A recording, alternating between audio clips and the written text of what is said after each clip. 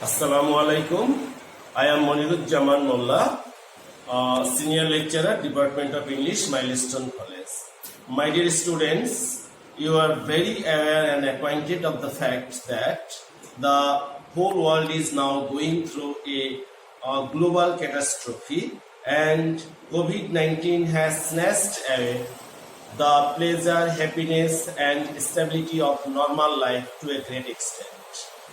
Students are completely confined in the house, and they are and the students throughout the world are continuing their education through the online classes. So you are not an exception from it. First of all, I offer you my heartiest gratitude as well as love for to all of you, for the reason that you are cooperating us and you are spontaneously enjoying the online classes, which really inspire us to a great extent. Dear students, today I want to discuss about the interchanging of active and passive voice. And you know that changing voice plays a very important role in English grammar, because without having a proper comment or good comment over this item or over this topic, a man can never make proper sentence, make correct sentence, or cannot deliver anything correctly. Rather, the sentence that he delivers in front of the people, or the sentences that he writes in the script, makes a very mocking meaning, or makes a laughable meaning to the other people. So a good knowledge over this thing is badly necessary for everybody. Today, first of all, I shall discuss some very important rules on the transformation of active and passive voice. Okay, my dear students, let us focus on this point, on some very important rules at first. Rule number 1, subject will turn into object and object will turn into subject. That means when the subject will be I, then it will turn into me. And when the object will be me, that will turn into subject I. That means then we, the object form of we, us, you, the subjective and the objective, both form of you is you. He, him, she, her, they, them, it, noun. Dear students, you know that nouns subjective and objective, both form are same. Suppose Rohim plays football. Here Rohim is the subject, but when we shall turn Rohim as an object, the same name will also remain, or the same name will prevail as the object, or will dominate as an object. So there is no change of the form of noun. Noun remains as the noun. Dear students, now I am going to the second rule. Rule number 2. Here we shall learn how the method of finding object. You know that we have to find out the object, because object will be the subject of the passive sentence. So it is very urgent, or it is very necessary for us to find out the object in a proper way. If you want to find out the object, then you have to make question on verb with what and whom. Dear students, please again notice these things. What and whom.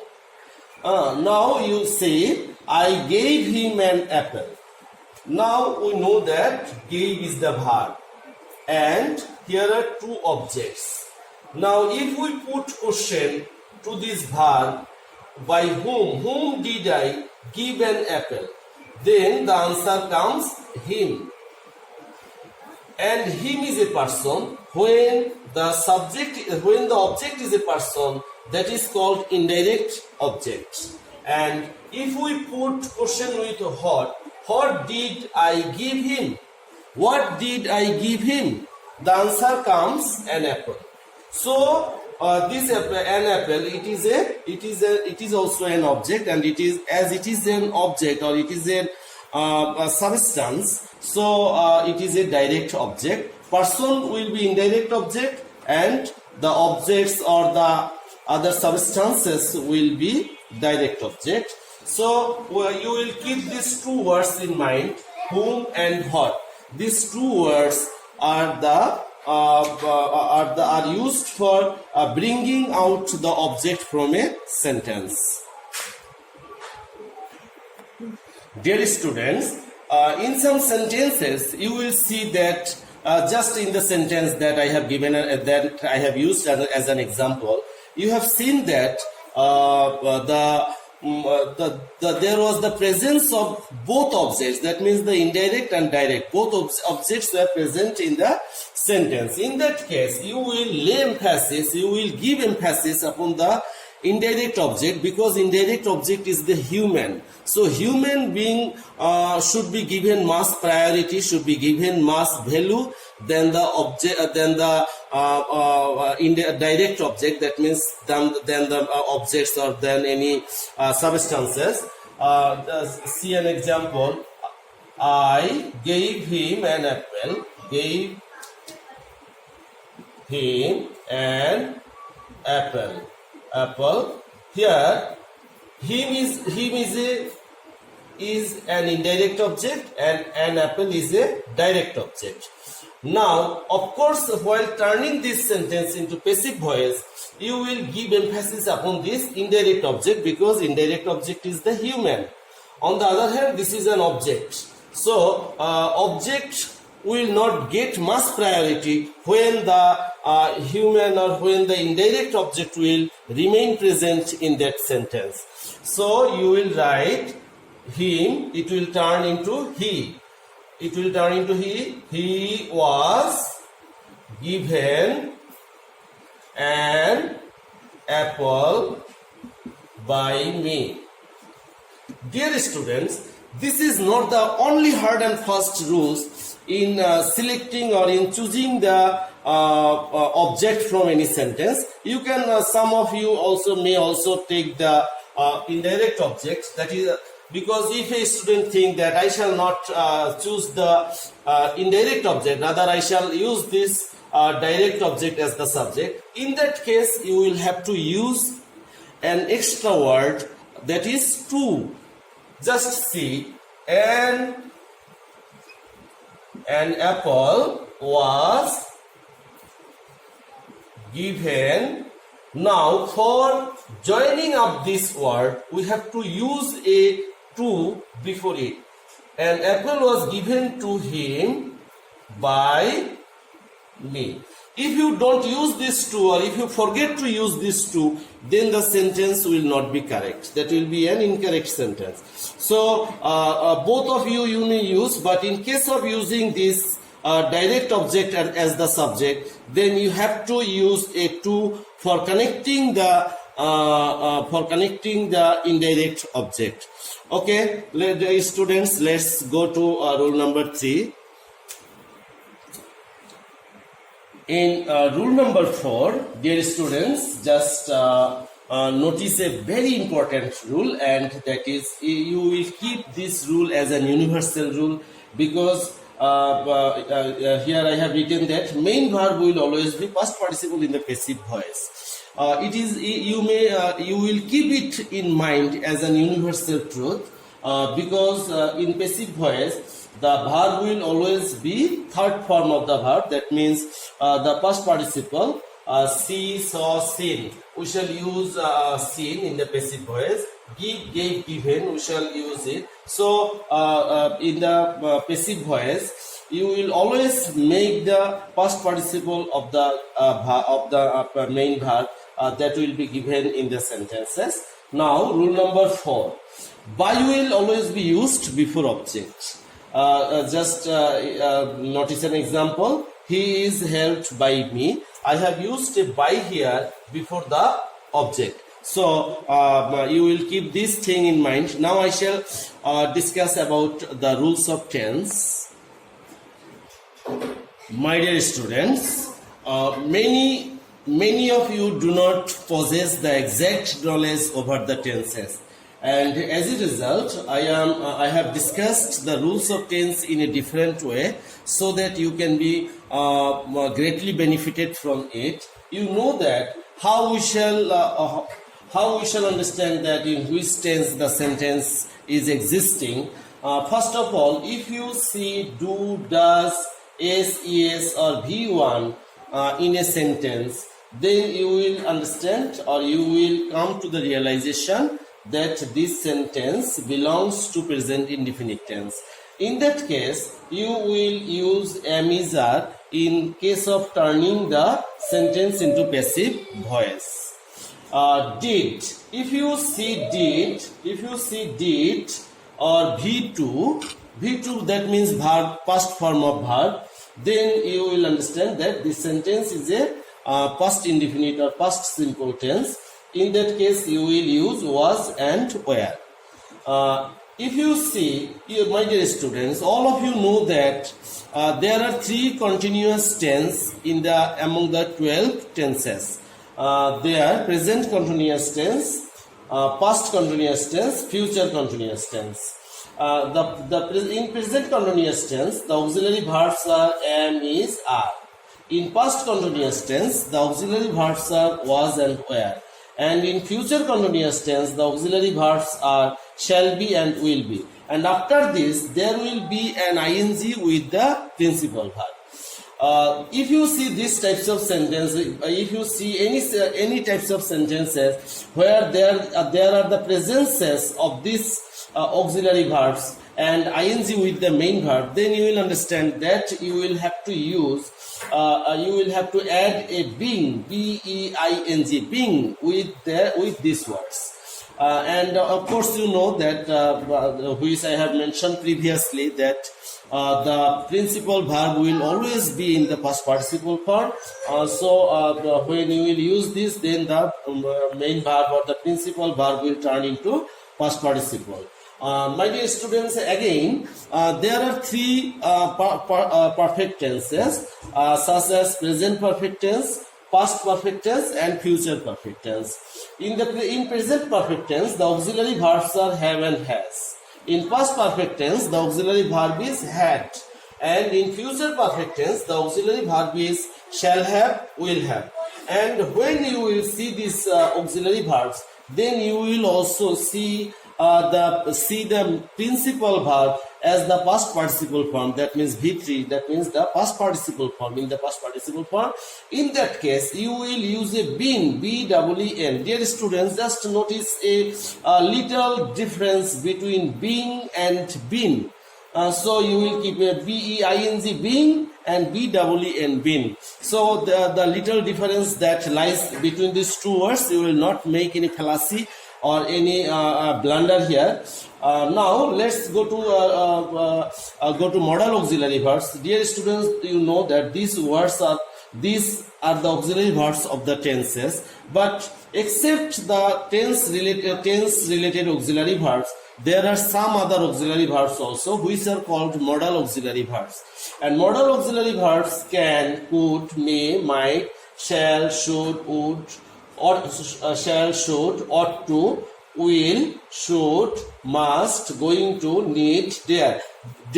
These are all modal auxiliary verbs. If you see the presence of these modal auxiliary verbs in a sentence, then you will add a be with that modal auxiliary verbs. With that modal auxiliary verbs, now I am clearing your conception with 2 examples. Dear students, just notice upon these 2 examples. They will be watching TV. Here we have seen these auxiliary verbs, and in a rule I have told that if you see am, is, are, was, are, shall be, will be, and ing with the verb, then you will understand that, and that a being will be added with that auxiliary verb. So now let us find out the subject object. Let us make a question. TV is an object, so we can make the question what What will they be watching? Then the question answer comes TV. So TV is the object. TV will be now according to the rules a being will be added with it. B-I-N-G, being. TV will be being watched. W-A-T-C-H-E-D, watched by, and what will be the object form of them? Them. TV will be being watched by them. Again, I have given an example with modal auxiliary verbs. Just see, ought to. You ought to, this is the modal auxiliary verbs, this is verb, this is principal verb, and whom, your parents, they are human. So the question will be made with whom. Whom ought you to obey? Whom ought you to obey? Then the question answer will come, your parents. Now we shall bring here, your parents is a noun. Your parents is a noun word. So your parents, it will remain as the same. Your parents ought to. So what was the rule? If we see the modal auxiliary verb, we shall use a be with it. So let us use be here. Your parents ought to be, and the past and the principal verb will always be in the past participle form. Obeyed. Your parents ought to be obeyed by you. So I think that it has become clear to you. Now let's go to rule number 6. My dear students, when you will see these types of auxiliary verbs in the sentence, suppose am to, is to, are to, was to, were to, has to, have to, had to, going to, then you will use a be with this, you will add a be with this auxiliary verbs, and then then the main verb or the principal verb will of course be in the past participle form, because after be any sorts of verbs becomes the past participle. I am to just see an example. I am to do it. Object is it. It is to be done by me. Am and is both bear the same meaning, but as is befitting with it, we are bound to use it. Is you know that there are more than one auxiliary verbs in many tenses, and it is only for the reason that all these auxiliary verbs bear the same meaning, but the excessive number of auxiliary verbs are only for the reason that all the auxiliary verbs do not become suitable for all sorts of verbs, so all sorts of subjects. So the subject, for any subject, the most befitting auxiliary verbs must have to be chosen from the same groups of auxiliary verbs. So is also a same auxiliary verb of am, but after it is the most befitting, so we have used is. So the meaning has remained the same. Okay, students, I want to accept these rules are all applicable in case of assertive sentence, but I also want to tell you that there are some other rules also, such as in a complex or compound sentence, the both part of the sentence will be turned into passive voice. You will keep it in mind. You will keep this thing in mind, that in a compound or complex sentence, just notice he says that he will help me. Now there it is one part. This is the principal part or principal clause, and this is the subordinate clause. Now we have to change the both part. He says there is no subject here, or object here. So after the verb, if there is no object, then you will use it as an introductory object there. So the subject form of it is also it. It is said by him that. We have changed this part into passive. Now we shall change this part. He will help me. I shall be. Shall and will bears the same meaning, but after the first person shall is always used. But will is also sometimes used, but there are some controversy here, and that type of use reveal some drastic or determined meaning. So this is a normal sentence, so you will have to use shall here. I shall, there is shall here, so shall and will, if there is shall and will, then you have to use a be there with it. I shall be helped. I shall be helped by him. Dear students, just notice here, I have changed the both part. This is one part, one part, and after that this is another part. Both part has been changed here. So in a complex and compound sentence, you will change turn the both part into passive voice. Hope you have understood. Now there is another rule I want to discuss. In a simple sentence, if you see any participle, present participle, I saw him singing a song. Dear student, I saw him, and this I is the subject, saw is the verb, him is the object. And after that, present participle singing a song. Up to this thing, this is present participle. And if this types of sentence, or if you see the presence of any present participle, then you will change the form of voice before the part of the present participle. That means we shall change up to here. I saw him. We shall change up to it, and from the participle to the end, that will remain unchanged. Him subject he was seen singing a song. He was seen singing a song by me. You could also use he was seen by me singing a song. That was also okay. This is the best way. Now another rules. If you see any reflexive pronoun, if you see any reflexive pronoun as an object, he killed himself. He killed himself.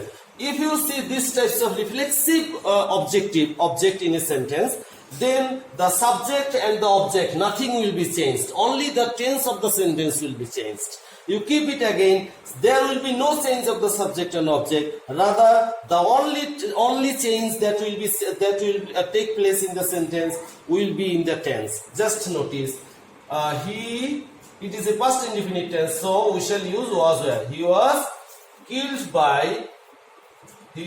killed by himself. So we have not brought any change here. Rather, we have kept the subject and the object in the same form, and we have changed the inside part. That means tense, and we have changed the tense, and we have used a by here. Okay, dear students, in this way there are so many other rules, but for the shortage of time, it is very difficult for me to focus only one sentence only. So now I shall go to interrogative sentence. Just in any interrogative sentence, dear students, before going to the examples, I want to discuss something about interrogative sentence. Interrogative sentence, while turning the interrogative sentence into passive voice, then you will keep it in mind that the interrogative sentence will remain as the interrogative sentence in the passive voice also. That means interrogative will remain interrogative, and now we have to understand that in how many ways the interrogative sentence may be made. In the interrogative sentence may be made in two ways. One is by using auxiliary verbs, and another is by using WH word. WH word. WH remains unchanged, so it will take place as it is in the sentence. So it does not make any influence upon the sentence. Now let us, in interrogative sentence, it is much easy for the students to understand that in which tense does the sentence exist, because the auxiliary verbs are at the very beginning exposed or given. So by seeing the auxiliary verbs, it becomes obvious to the students that in which tense does the sentence exist.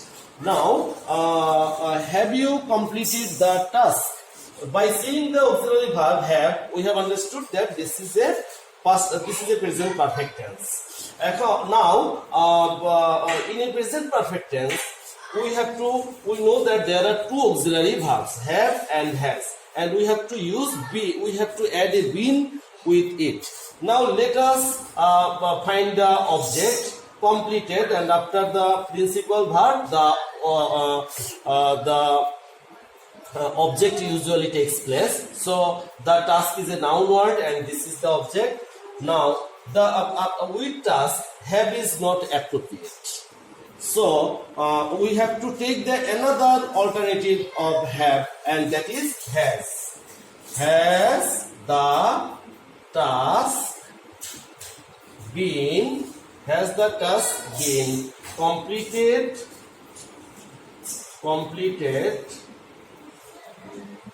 by you? So just notice, we have kept the interrogative sentence as an interrogative sentence. Now I have given the same sentence, have you completed the task, but before it I have used a WH word. So this WH word will not make an influence upon it. You will just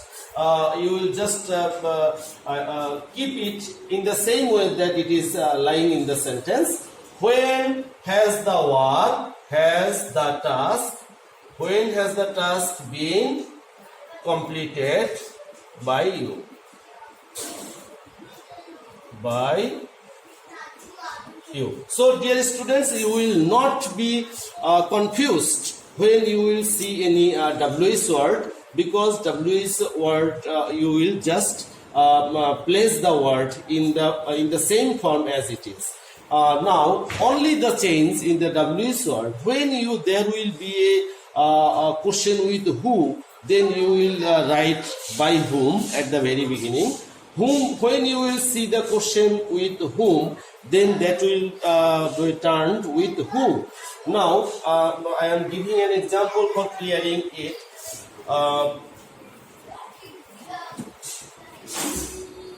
Who broke the glass? Who broke the glass? Now we have seen who, so it will be by whom. By whom was the glass broken? By whom was the glass broken? So dear students, you have understood that if you see who, then you will turn it into by whom. Okay, now let's go to imperative sentence. Dear students, my dear students, the definition of imperative sentence is the sentence which reveals order, request, prohibition, any proposal, that is called imperative sentence. And imperative sentence, it begins with principal verb, That means, suppose an example, open the window. Open the window. Do not open the window, or don't open the window. Never open the window. Let him open the window. That means an imperative sentence usually begins with this thing, with these things, or in this way. So when you will see that the sentence is in the imperative sentence, then you will use at first let, then object. You will bring the object, that means the word that is after the main verb. Then you will use be, then you will use V3. Then it will be into a passive voice. And please and kindly. Please and kindly, these two words are also used in the imperative sentence. If you see your please or kindly in a sentence, instead of these words, you will use you are requested to. You are requested to. Then you will write the other part in front of these two words. Okay. Now I am clarifying your it through an example. Just notice on these two examples, students. Open the window. Open is a principal verb. And after the principal verb, the object usually exists. Let we shall use here let the window.